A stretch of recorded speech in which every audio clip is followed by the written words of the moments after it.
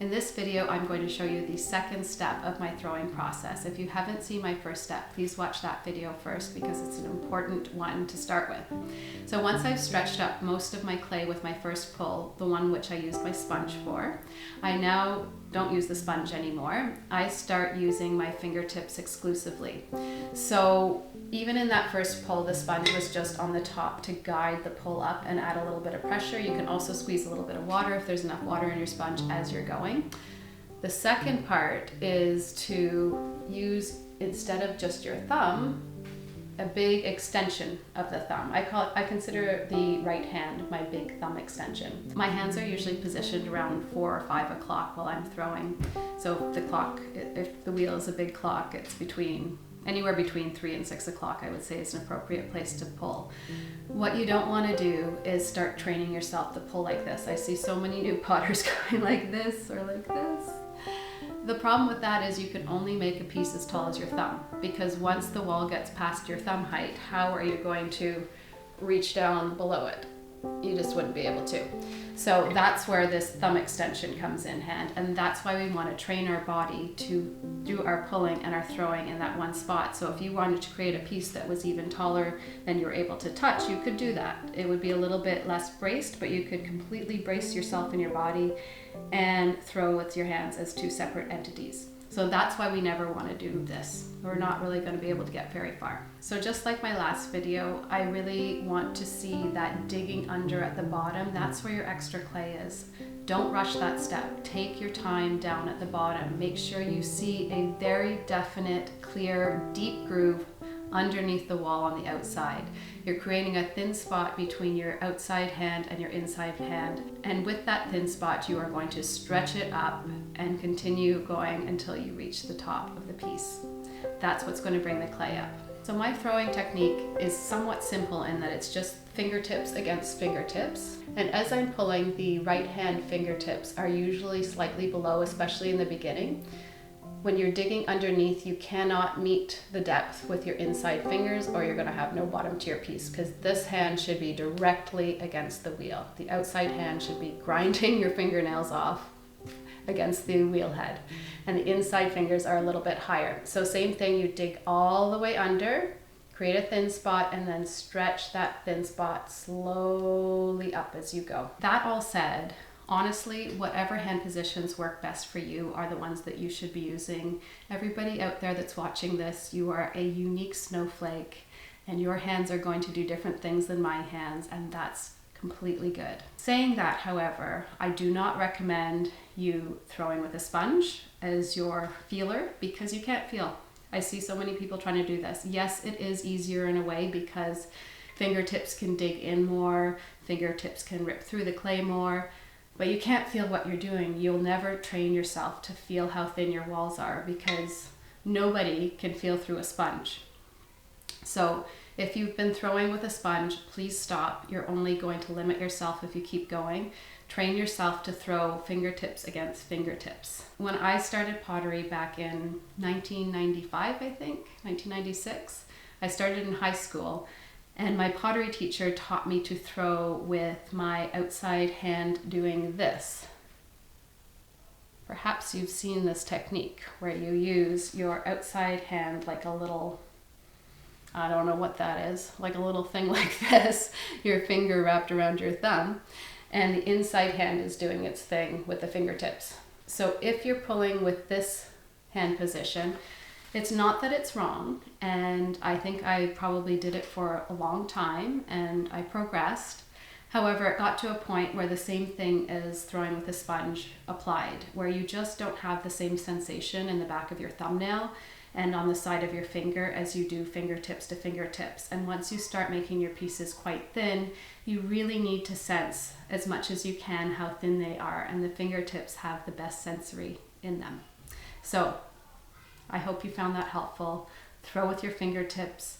Spend a long time at the bottom digging underneath that clay, stretching it up. Make sure that everything is super braced at all times. I feel like a little, is that praying mantis? I feel like a little praying mantis when I'm throwing, because that's how I am. Elbows in your body, squeezing in tight, everything braced. One last note, sometimes you have to hold your breath.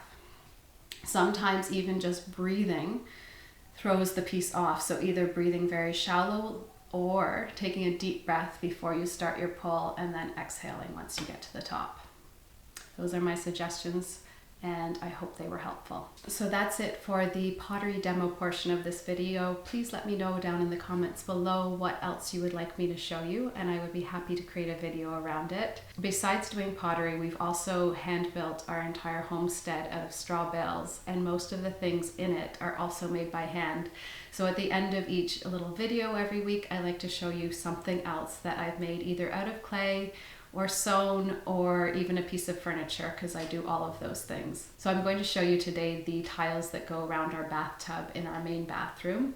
But before I take you there, I just wanted to mention, in case you sew as well, I just finished making this top. This is a French navy top, and it is out of a linen cotton blend from Merchant & Mills. I really liked this pattern. It has so many really intricate little details in it, and so far I've enjoyed wearing it as well. It is to be worn with high-waisted pants if you're doing this little version, because it's a bit of a crop top, but even details like there's a miter cut seam for the ruffle edge. I've never seen that, so just attention to detail, I always appreciate that.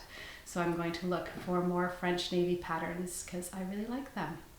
So without further ado, let's go and see those tiles.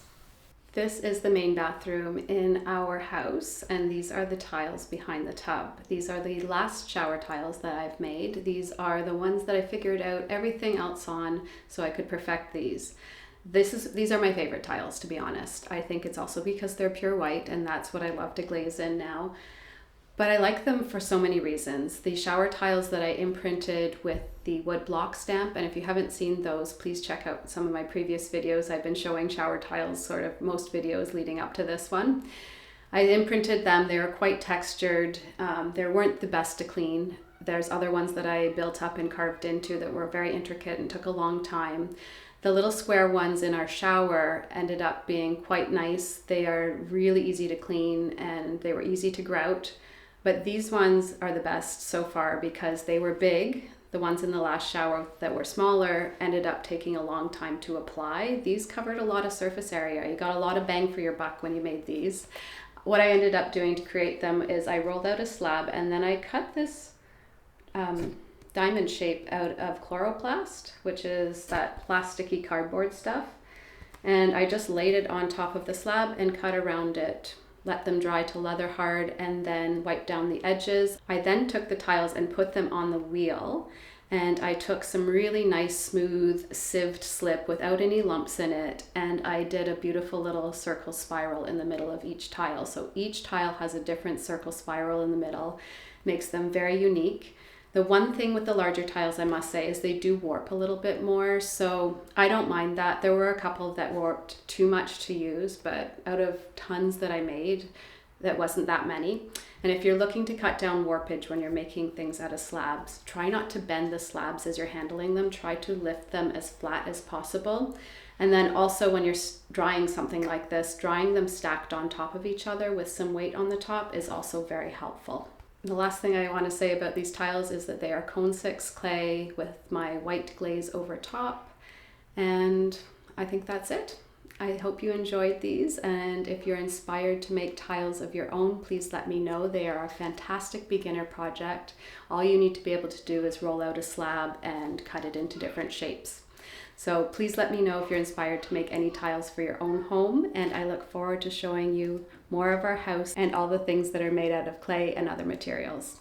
Thank you so much for joining me again. I hope you have a wonderful rest of your day. Take care wherever you are, and I will see you very soon. Bye.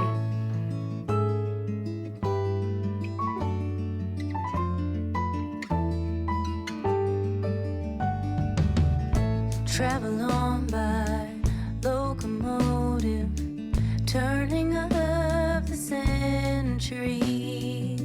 See their fine clothes, soot is turning, satin's black as the night can be. But there's a new line, the like a walnut, cold as green as a mountain spring. through the forest and over water.